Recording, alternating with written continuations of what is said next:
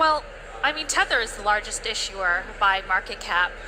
And how do you see RLUSD competing and trying to grab a share with that? And do you see that dominance by Tether coming down below 50% in the coming years? Well, in many ways, hats off to Tether for starting this industry, right? I mean, they've created a meaningful business, Circle to follow them. The two of them dominate the space today.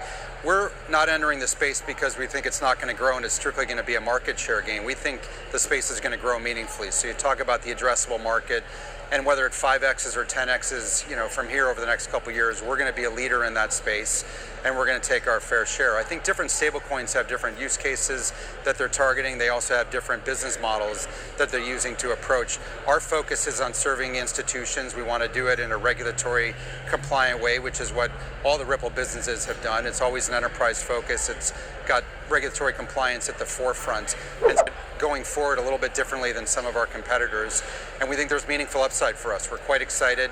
The launch of RLUSD is ahead of plans. We've got some great partners coming on, and so we're excited about the future. We're excited about what we're going to do with Hidden Road.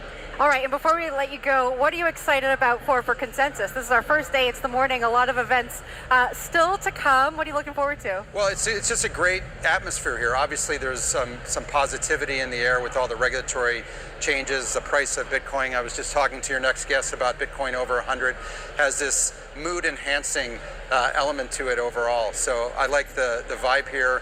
I like the builders building, and it seems like the traditional institutions are also leaning in. So we've got a good mix of people here, and I'm excited about the next couple of days and appreciate everything that the hosts have done to have us here. I know you said that. I know that we said you have to go, but I want to talk about Bitcoin over 100,000 for just a second. We have a prediction market on Myriad Markets at Consensus 2025. People are putting bets against if Bitcoin will hit $110,000 while we're here.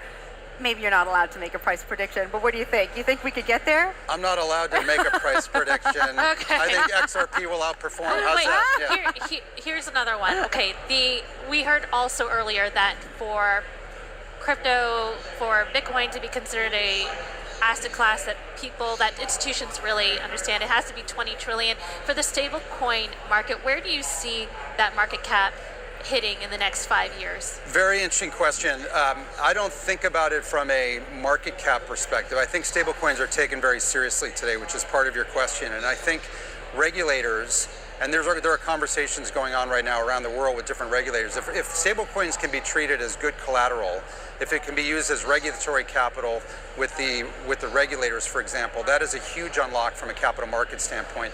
And the logic behind having a stablecoin treated as good collateral or reg capital is because the underlying assets for some issuers like us have treasuries, cash, and government money market funds, and those assets are treated as good collateral. So if those assets are, and you just simply have a digital representation held in a bankruptcy remote account, held by a fiduciary, there's really no reason why they shouldn't be. And if you can pledge a stablecoin as collateral, the sky's the limit in terms of where this market can go. Jack, thanks so much for joining the show. Enjoy the rest of the conference.